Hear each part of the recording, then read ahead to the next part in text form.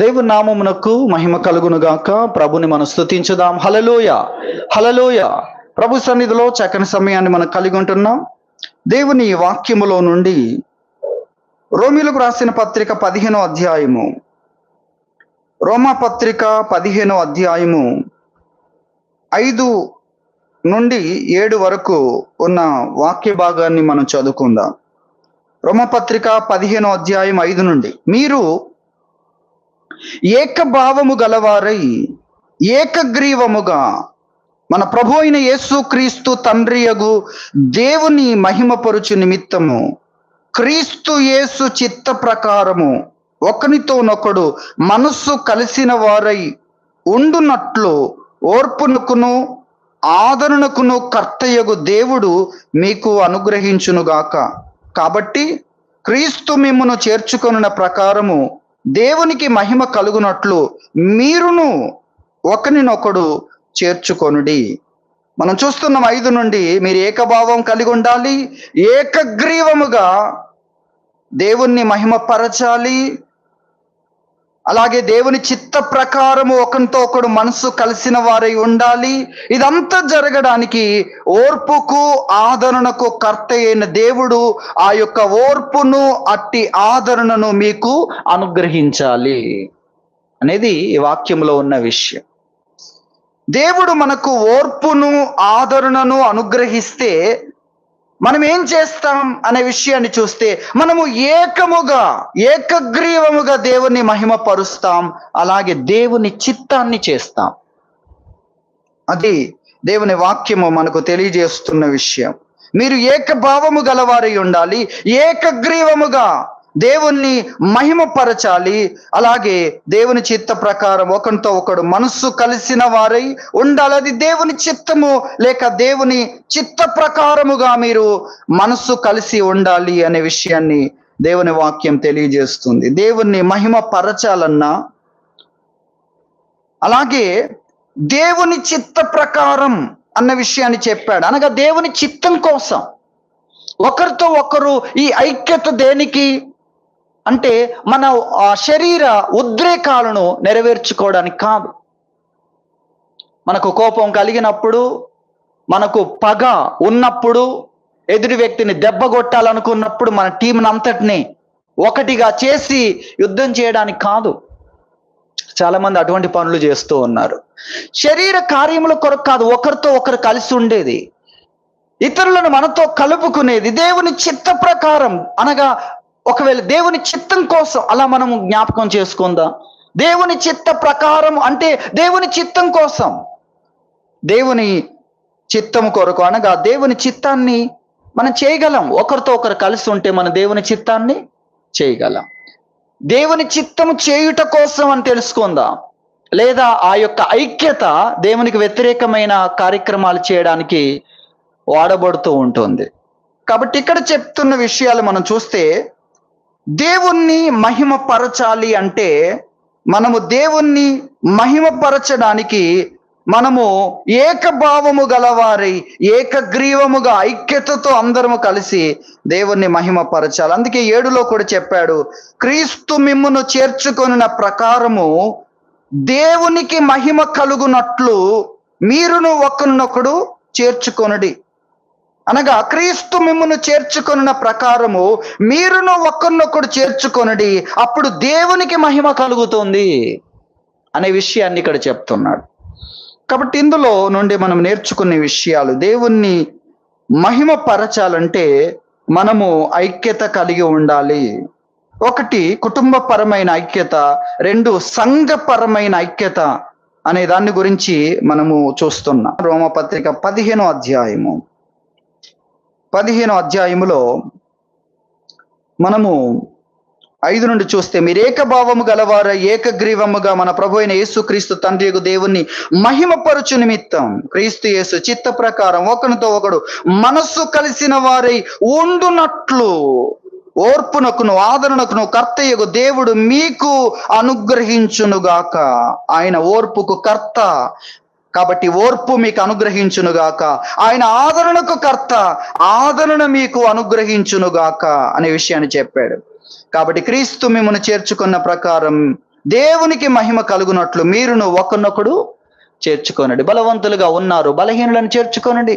బలవంతులు అనగా అనేకమైన విషయాలు తెలిసిన వారు, బలహీనులు అనగా కొన్ని విషయాలు వారికి తెలియవు, కొన్ని విషయాల పట్ల వారికి అవగాహన లేదు, వినలేదు, గ్రహించుకోలేదు, వారు దాని గురించి అన్వేషణ చేయలేదు గనక ఆ విషయాలు వారు ఒప్పుకోలేరు, వారికి ఆ విషయాలు తెలియదు. అయినా సరే మీరు చేర్చుకోనండి. ఎందుకు? ఐక్యత కొరకు, ప్రేమ చూపించడానికి కొరకు, దేవుని చిత్తము చేయుట కోసం అన్న విషయాలు ఇక్కడ చెప్పాడు. మీరు చేర్చుకోవాలి. క్రీస్తు మిమ్మల్ని చేర్చుకున్నాడు. మీకు తెలియనప్పుడు, మీరు బలహీనులుగా ఉన్నప్పుడు, మీరు పసి పిల్లలుగా ఉన్నప్పుడు ఆత్మీయ విషయాల్లో ఆయన మిమ్మల్ని చేర్చుకున్నాడు అనే విషయాన్ని మనం చూస్తున్నాం. క్రీస్తు మిమ్మల్ని చేర్చుకున్నాడు. మీరు బలహీనులుగా ఉన్న ఆయన మిమ్మల్ని చేర్చుకున్నాడు. కాబట్టి ఈ రోజున కూడా విశ్వాస విషయంలో బలహీనులుగా ఉన్న మీరు చేర్చుకోనండి అనేది ఇక్కడ వాక్యములో మనం చూస్తున్నాం. మనము అలా చేర్చుకున్నప్పుడు దేవుని నామము మహిమపరచబడుతుంది. అలాగే దేవుని చిత్తాన్ని మనం చేసిన వారం అవుతాం. అందుకొరకు మనకు ఓర్పు కావాలి, ఆదరణ కావాలనే రెండు విషయాలు చెప్పాడు. ఓర్పు కావాలి. ఓర్పును గురించి అనేకమైన విషయాలు మనం చూస్తాం. ఓర్పు వలన కలిగే ప్రయోజనాలు కూడా చాలా అధికమైనవి. ఓర్పుకున్న ప్రయోజనాలు మనం యాకోబు పత్రికలో చూస్తాం. 1వ అధ్యాయం 2వ వచనం నుండి 4వ వచనం వరకు. ఆ ప్రయోజనాలు చూస్తే ఓర్పు మాత్రమే వాటన్నిటినీ చేయగలుగుతుంది. ఓర్పు లేకపోతే అవన్నీ జరగవు. ఓర్పుగా ఉంటే జరుగుతుంది. ఎక్కడ ఓర్పు కావాలి? కుటుంబములో, అలాగే సంఘములో. ఇక్కడ మనం రెండు ప్రాముఖ్యమైన విషయాలు నేర్చుకుంటున్నాం. కుటుంబము, సంఘం అన్న విషయాల గురించి ఇక్కడ తెలియజేస్తున్నాడు. ఇక్కడ రోమా పత్రికలు అయితే సంఘమును గురించి మాట్లాడుతూ ఉన్నాడు. సంఘము అనగా కుటుంబము కూడా మనం తీసుకోవాల్సిన అవసరత ఉంది. అది సాధారణమైన విషయం. సంఘము కూడా ముఖ్యం. అందులో ఓర్పును గురించి మాట్లాడాడు. ఓర్పు లేకుంటే ఎంత ప్రమాదం. ఓర్పు ఉంటే, ఎందుకు ఓర్పు? కలిసి ఉన్నప్పుడు కొన్ని విషయాలు ఉంటాయి.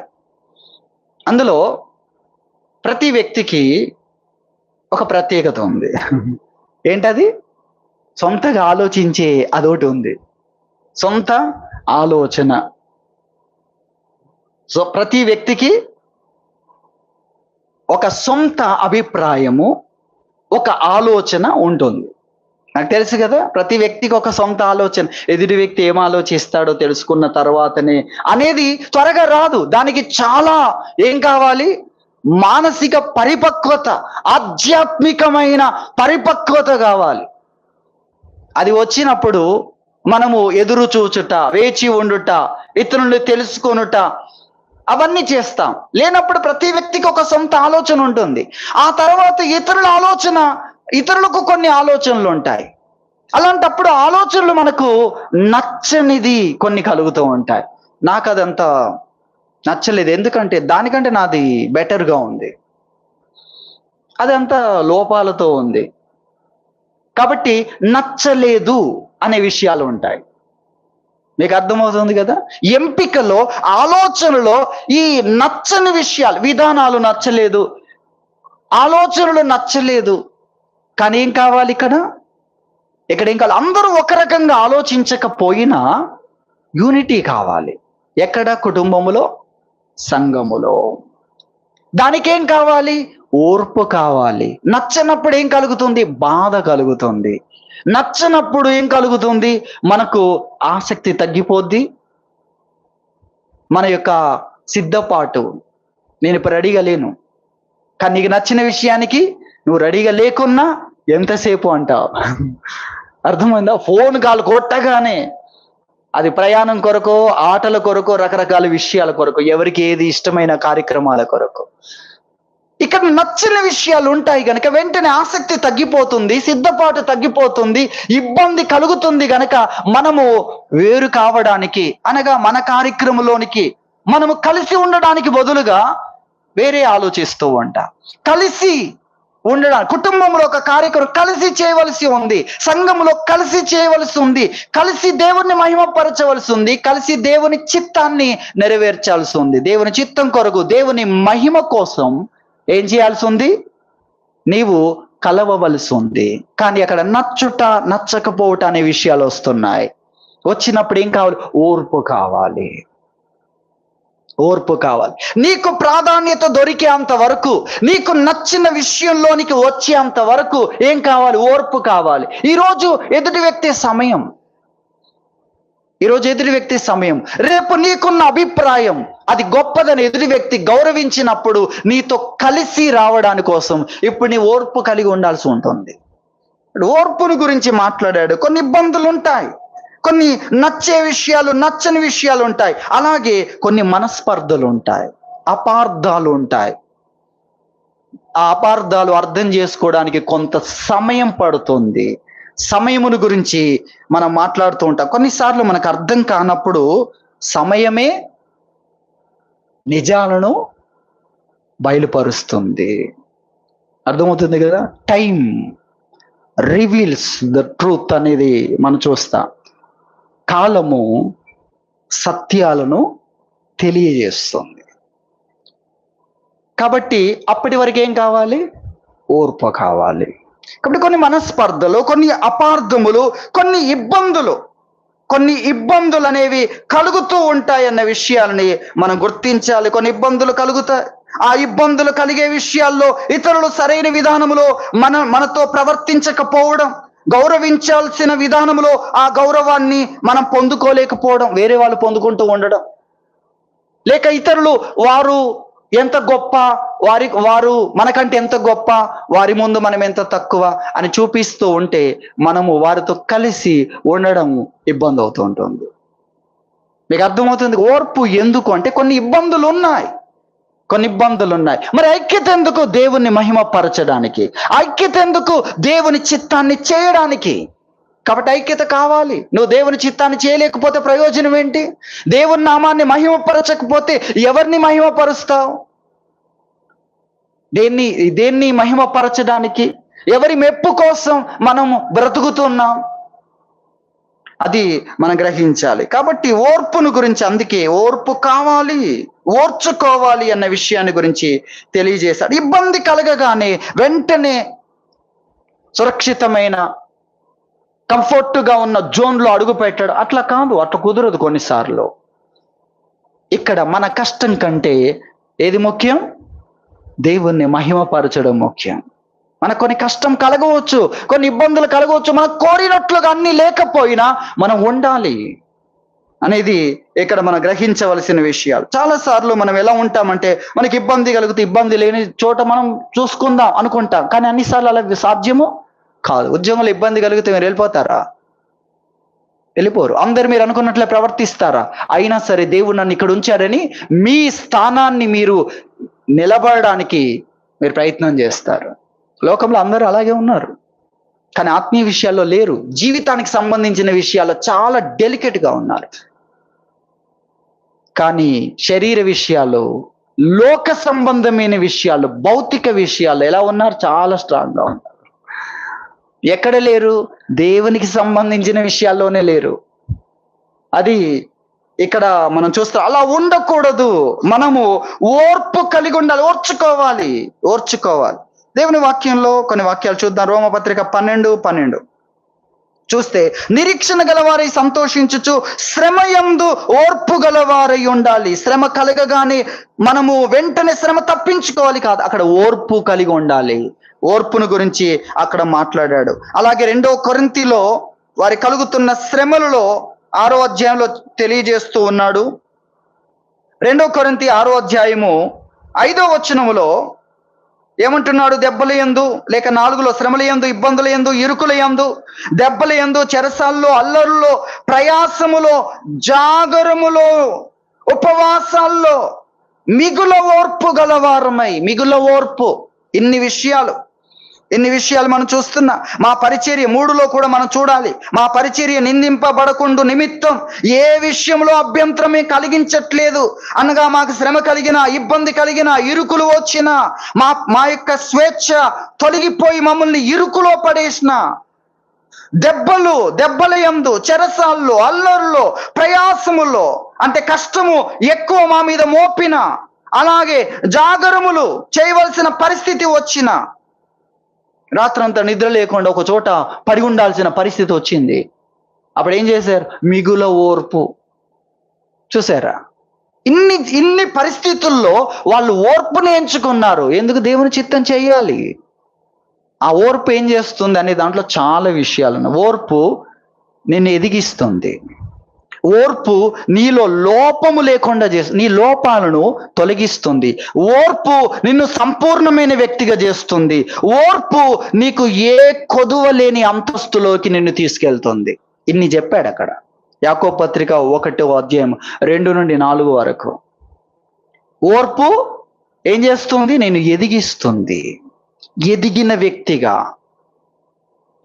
వ్యక్తిగా ఆధ్యాత్మిక పరిణతిని నీకు అనుగ్రహిస్తుంది అంటాడు. అలాగే ఏ లోపము లేని వ్యక్తిగా సంపూర్ణత అంటాడు. అలాగే ఏ విషయంలో కొదువలేని సమృద్ధి అంటాడు. ఎన్ని విషయాలు ఉన్నాయి. ఇవన్నీ చేయాలి అంటే, ఇవన్నీ జరగాలి అంటే ఓర్పు తన పనిని చేయనివ్వండి. ఓర్పును ముట్టుకోవద్దు. మీరు ఓర్పును ముట్టుకోవద్దు. ఓర్పుకు ఫుల్ టైం ఇచ్చేయండి అని అన్నాడు అక్కడ. ఓర్పు తన క్రియను చేయనివ్వండి. ఓర్పుకు సమయాన్ని ఇవ్వాలి. ఓర్పును ఎంతసేపు అనకూడదు.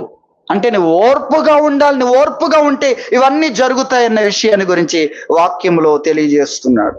అలాగే దేవుని వాక్యంలో కొలస్సీ పత్రిక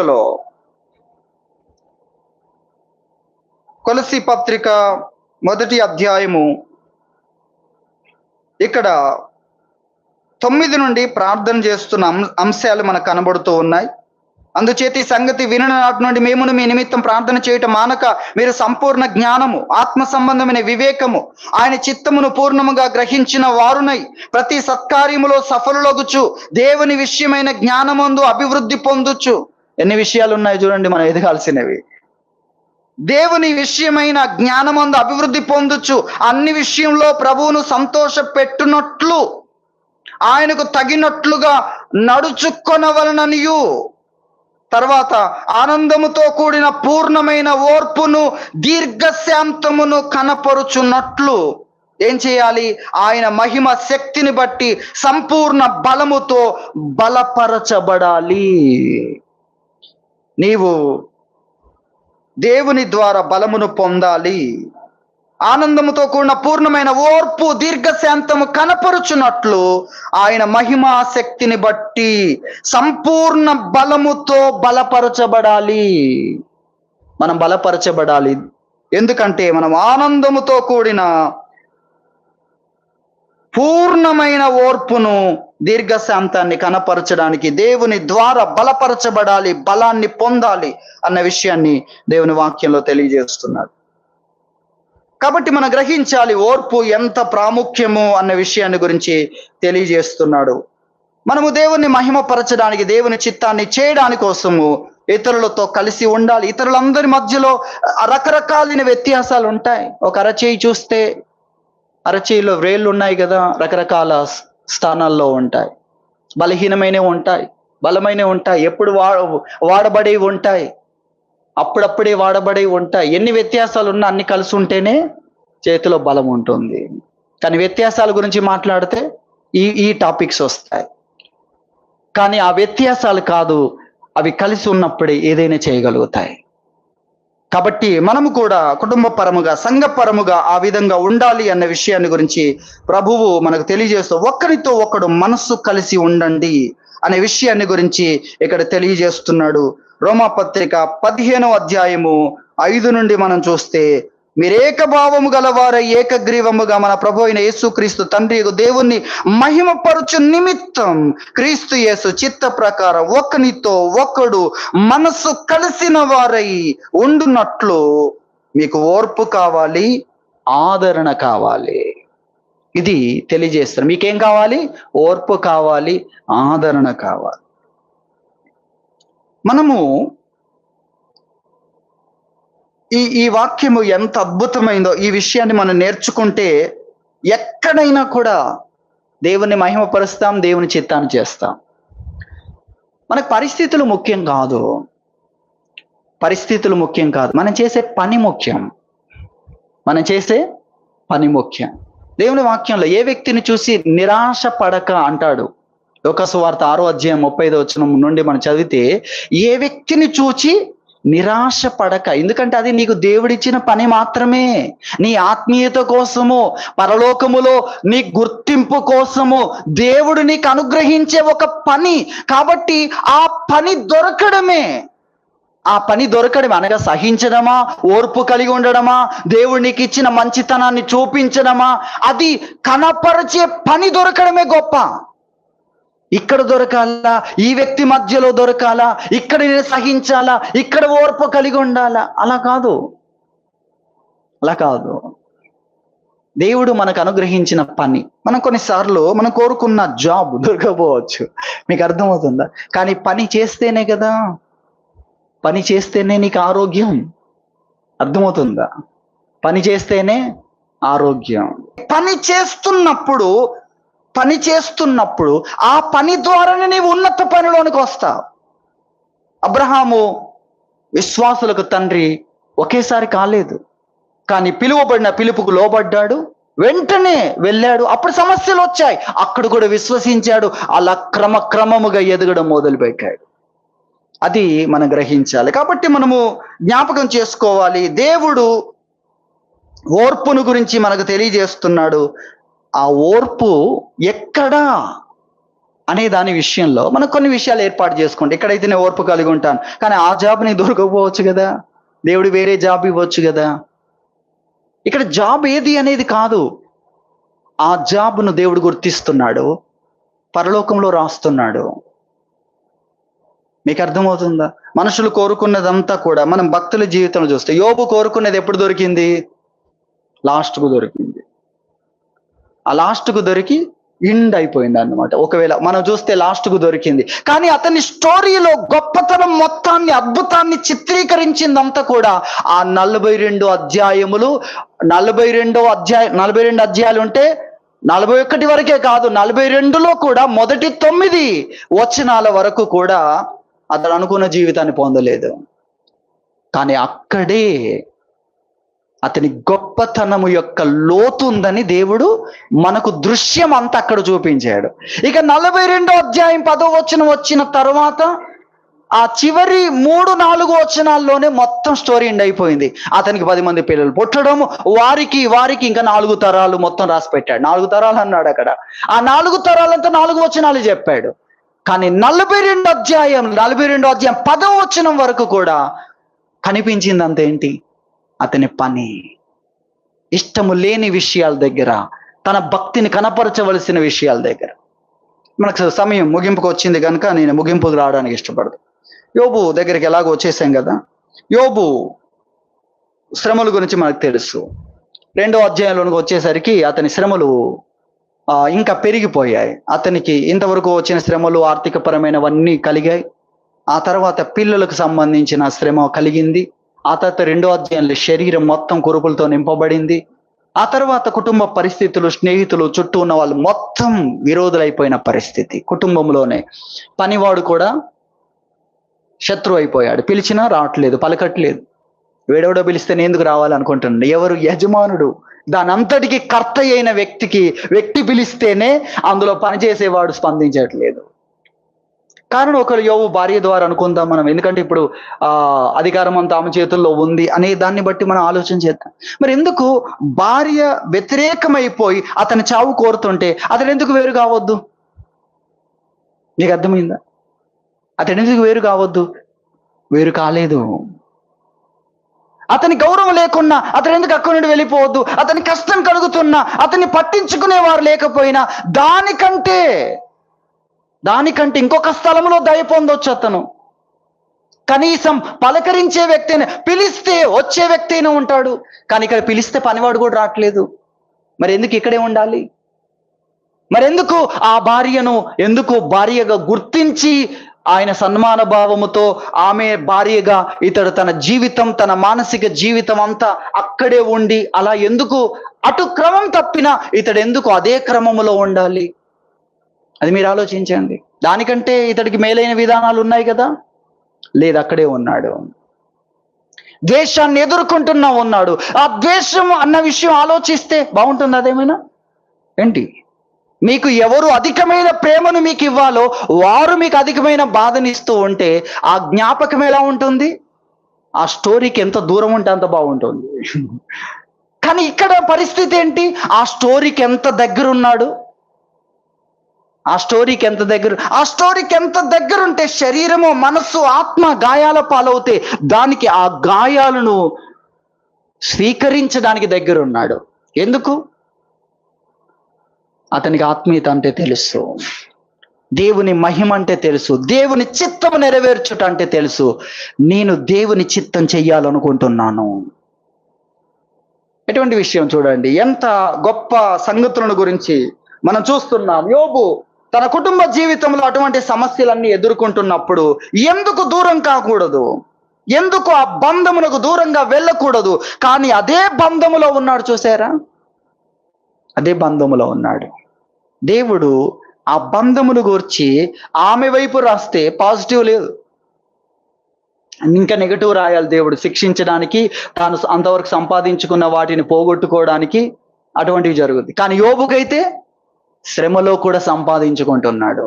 శ్రమలో కూడా దేవుడు కోరుకున్నట్లుగా దేవుని చిత్తాన్ని నెరవేరుస్తున్నాడు, దేవుణ్ణి మహిమపరుస్తున్నాడు తన కష్టమైనా కూడా. అది మనం ఇక్కడ చూస్తున్న విషయం. అలాగే సంఘపరమైన విషయాల్లో కూడా మనము గ్రహించాలి. శరీరముతో పోల్చాడు, కుటుంబాన్ని కానీ సంఘమును కానీ శరీరములో ఉన్న అవయవాలతో పోల్చాడు.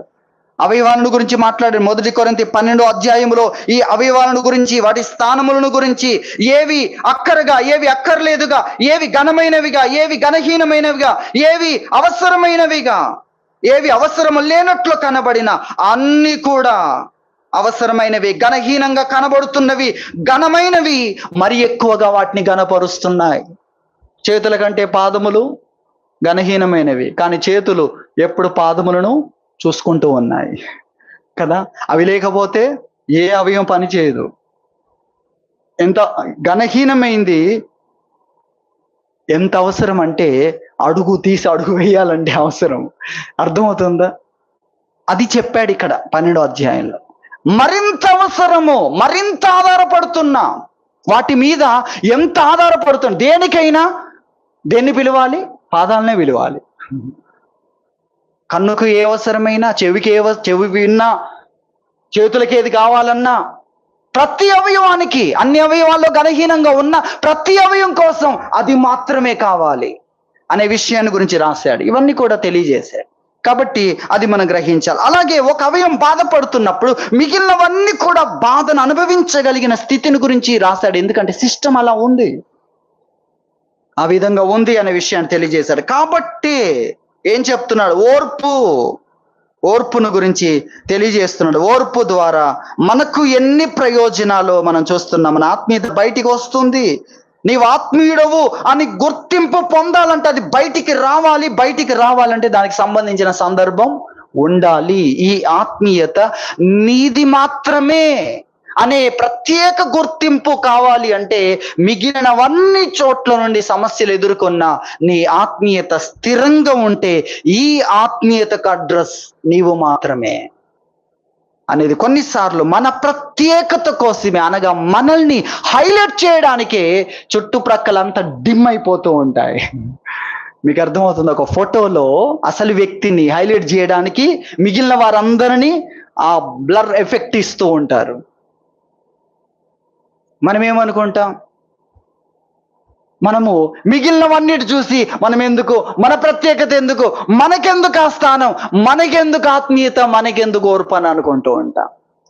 దేవుడు మనల్ని హైలైట్ చేయాలనుకున్నప్పుడు అటువంటివి చేస్తూ ఉంటాడు. మన ప్రత్యేకతను, అది ఎంత ప్రత్యేకమైందో చూపించడానికి కొరకు దేవుడు అక్కడి వరకు కూడా మనం తీసుకుని వెళ్తాడన్న విషయాన్ని మనం గుర్తించాలి. కాబట్టి ఇక్కడ మనం నేర్చుకుంటున్న ఓర్పు, దేవుని చిత్తం చేయడానికి, దేవుని నామాన్ని మహిమపరచడానికి, ఇతరులతో కలిసి ఉండడానికి మనకు ఓర్పు కావాలి. కొన్ని నచ్చని విషయాలు కొన్ని ఉంటాయి, ఎందుకంటే బలహీనమైన విషయాలు ఉంటాయి. అలాగే కొన్ని ఇబ్బందులు మనం ఎదుర్కొంటాం. మనము కోరుకున్నట్లుగా పరిస్థితులు ఉండకపోవచ్చు, కానీ కోరుకున్న వాటి కోసం కాదు ఇది కుటుంబం కొరకు, ఇది సంఘం కొరకు, ఇది దేవుని చిత్తం కొరకు, ఇది దేవుని మహిమ కోసం, ఇది ఆత్మీయ జీవితం కోసం, ఓర్పు కోసం. ఇది దేనికోసము? ఓర్పు. ఓర్పును ఎందుకంత గౌరవిస్తున్నావు? ఆ ఓర్పు తప్ప నన్ను ఏది కాపాడలేదు. ఆ ఓర్పు తప్ప నన్ను ఆత్మీయుడిగా నిలబెట్టేది నేను కోరుకున్నవి కాదు, సుఖాలు కాదు, సౌకర్యాలు కాదు. అక్కడ అందరు బాగానే ఉంటారు. నేను అనుకున్న అనుకూలత నన్ను కాపాడలేదు. నేను కోరుకున్న సౌకర్యాలు నా ఆత్మీయతను బయటికి తీసుకురాలేవు, నన్ను ఎదిగించలేవు, నన్ను దేవుడు కోరుకున్న అంతస్తులను తీసుకెళ్ళలేవు. ఇది మాత్రమే తీసుకెళ్తుంది. కాబట్టి ఓర్పును నేనేం చేయాలి? గణపరచాలి. ఓర్పును గణపరచాలి. అందుకే ఓర్పును గురించి అనేకమైన విషయాలు దేవుడు మనకు తెలియజేస్తున్నాడు. సంఘమును గురించిన విషయంలో ఒక వాక్యాన్ని మనం చదువుకుందాం. కొలస్సీ పత్రికలో 3వ అధ్యాయము 13వ వచనం చూడండి. ఎవడైనను తనకు హాని చేసినని ఒకడు అనుకొనిన ఎడల ఏం చేయాలి? వెంటనే దూరంగా వెళ్ళిపోండి, వెంటనే మీకు ఇష్టమైన చోటుకు వెళ్ళండి అని చెప్పాలి. కానీ ఏమంటున్నాడు? ఎవడైనను తనకు హాని చేసినని ఒకడు అనుకొనిన ఎడల ఒకరినొకడు సహించుచు ఒకరినొకడు క్షమించుడి. ఎందుకు సహించాలి? ఎందుకు ఓర్పుతో ఉండాలి? నేను ఎందుకు ఓర్చుకోవాలి? ఎందుకంటే ఆ సహనము నిన్ను దేవుని చిత్తం చేసే వ్యక్తిగా చేస్తుంది. ఆ సహనము దేవుణ్ణి మహిమపరిచే జీవితాన్ని నీకు ఇస్తుంది. కాబట్టి ఇబ్బంది ఎదుర్కొన్నా కూడా నువ్వేం చేయాలి? సహించాలి. చూసారా, మనం ఏం చేస్తూ ఉంటాం? ఎక్కడ ఇబ్బంది కలిగితే అక్క నుండి కుటుంబము సంఘమును గురించి ప్రత్యేకంగా నేను మీకు గుర్తు చేస్తున్నాను. కాబట్టి ఇక్కడ ఎందుకు సంఘం, కొలస్సీ సంఘానికి వ్రాస్తూ మీ మధ్యలో ఒకవేళ సమస్యలు కలుగుతూ ఇబ్బందులు కలుగుతూ ఉన్నా మీరు సహించడం మొదలు పెట్టండి. ఎందుకంటే దాంట్లో నీకు మేలుంది, దాంట్లోనే మీకు మేలుంది. అది మనం గుర్తించాలి. యోబు జీవితంలో అన్నీ తను అనుకున్నట్లుగా వచ్చిన తర్వాత ఎంత త్వరగా 4 తరాలను గురించి ఒక్క లైన్లో చెప్పేశాడు, ముగించేశాడు. కానీ దేవుడు వివరించి మనకు చూపించాలనుకున్నది ఆ 42 అధ్యాయాల్లో ఏ విషయం? అతని భక్తి, అతని సహనం, దేవుని కొరకు అతడు ఇబ్బందుల మధ్యలో కూడా ఏ విధంగా ఉన్నాడు దాన్ని చూపించాలనుకున్నాడు. ఎందుకంటే అందులోనే మన మేలు ఉంది, అందులోనే మన క్షేమం ఉంది, అందులోనే మన అభివృద్ధి ఉంది. అలాగే అందులోనే దాని ద్వారానే ఇతరులు మారడం కూడా ఉంది. మనకు పరిపూర్ణత, లోపం లేని స్థితి, అలాగే ఏ విషయంలో కొదవలేని సమృద్ధి, ఇవన్నీ ఉన్నాయి కదా. నెక్స్ట్ ఎదుటి వ్యక్తి మారడం కూడా అందులోనే ఉంది. ఎదుటి వ్యక్తి సాఫ్ట్ అవ్వడం కూడా, అనగా దేవుని స్వరాన్ని వినగలిగిన ఆ యొక్క తుఫాన్ నుండి ప్రశాంతతకు రాగలిగింది కూడా ఈ ఆత్మీయతలోనే ఉంది. చూడండి, దేవుడు దర్శించుటకు అనుకూల వాతావరణం కూడా ఈ ఆత్మీయత ఓర్చుకునే వ్యక్తి ద్వారానే ఆ గ్రౌండ్ వర్క్ జరుగుద్ది. తర్వాత విత్తనాలు, దేవుని వాక్యం అనే విత్తనాలు అక్కడ జరుగుతాయి. రక్షణ వాక్యం కావచ్చు, ఏదైనా కావచ్చు. కాబట్టి మనకు ప్రారంభము నుండి పరిపూర్ణత వరకు ఏ విషయంలో కొదవలేని సమృద్ధి వరకు మేలుంటే, రెండవదిగా ఇతరుల జీవితాల్లో కూడా మార్పును కలిగించగలిగిన, ఇతరుల జీవితాల్లో కూడా దేవుడు దర్శించగలిగిన ఆ గ్రౌండ్ వర్క్ చేసేది కూడా ఈ ఆత్మీయతే అని చెప్తాడు వాక్యంలో. అనేక సందర్భాల్లో చెప్తాడు ఇవి. అది మనం గుర్తించవలసిన వారమై ఉంటున్నాం. అందుకే మనము మూర్ఖులైన జనం మధ్య కూడా జీవవాక్యమును చేత పట్టుకొని నిరపరాధులు, నిష్కలంకులైన, అనింద్యులైన దేవుని కుమారులగునట్లుగా అని చెప్తాడు. అలా లోకములో మీరు ఉండాలి అంటాడు. కాబట్టి ఇవన్నీ కూడా మనకు ఓర్పును గురించి తెలియజేస్తున్నాయి. మన ఓర్పు కలిగి ఉండాలి. ఓర్పుతో ఉన్నప్పుడే మనము దేవుని చిత్తాన్ని నెరవేరుస్తాం, దేవుని నామాన్ని మహిమపరుస్తామన్న విషయాన్ని ప్రభువు మనకు తెలియజేస్తున్నాడు అనేది నేను మీకు జ్ఞాపకం చేస్తున్నాను. రెండవదిగా ఆదరణ గురించి మాట్లాడుతున్నాడు. దేవుడు మీకు ఆదరణ కలిగించాలి. ఆదరణ, ఒక గాయం కలిగింది, ఒక అవమానం కలిగింది. ఆదరణ అన్నప్పుడు గాయము కట్టబడుట. ఇప్పుడు గాయం లేదు, ఇప్పుడు కోలుకున్నాను నేను, ఇప్పుడు నేను పని చేయగలను, ఇప్పుడు నేను ముందుకు వెళ్ళగలను, ఇప్పుడు వెనుకున్న దాన్ని నేను లెక్క చెయ్యను. అది ఆదరణ. మీకు అర్థమవుతుంది? చాలా మంది లోపల ఉంచుకుంటూ ఉంటారు, వారికి ఏం లేదు, ఆదరణ లేదు. లోపల పెట్టుకొని ఒక దాంతో డీల్ చేస్తే ఎలా ఉంటుందో తెలుసా? ఉధృతంగా ఉంటుంది, పరిస్థితి అంతా కూడా తీవ్రతరంగా ఉంటుంది. లోపల ఏం లేకుండా ఎదుటి వ్యక్తి మనల్ని అవమానపరిచినా మనం వెంటనే సాఫ్ట్ గానే సంధిస్తాం, లేదా క్యాజువల్గా స్పందిస్తాం, క్యాజువల్గా మాట్లాడతాం. కానీ లోపల ఏదైనా ఉంచుకున్నాం అనుకోండి, యుద్ధమే. మీకు అర్థమవుతుంది. అందుకే ఆదరణ.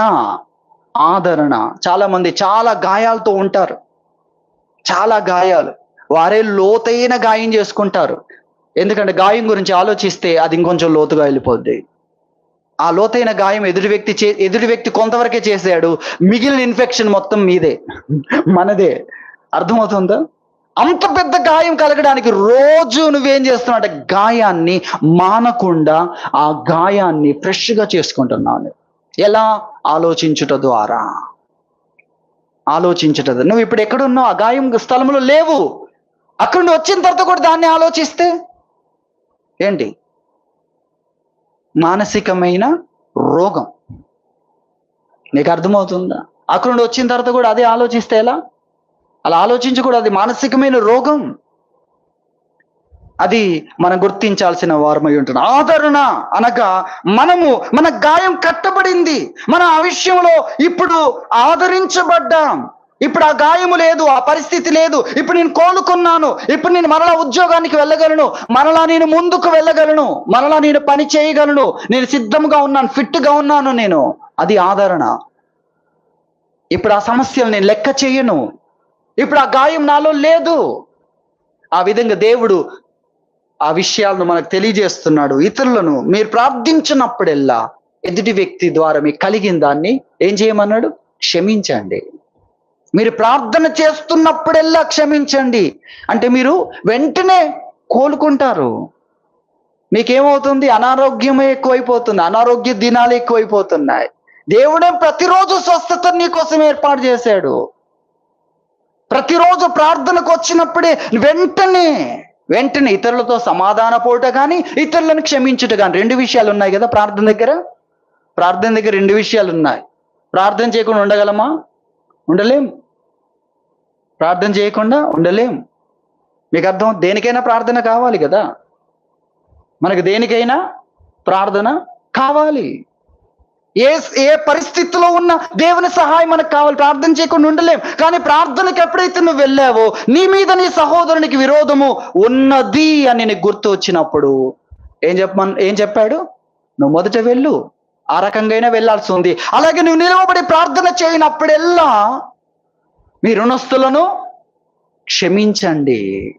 మీ ఎడల అపరాధములు చేసిన వారిని మీరు క్షమించండి. మీరు క్షమించకపోతే మీ పరలోక తండ్రి కూడా మిమ్మల్ని క్షమించారు. రెండు రకాలుగా మనకేం చేస్తున్నాడు? ఆదరణ వైపుగా నడిపిస్తున్నాడు. మనం ఏం చేస్తున్నాం?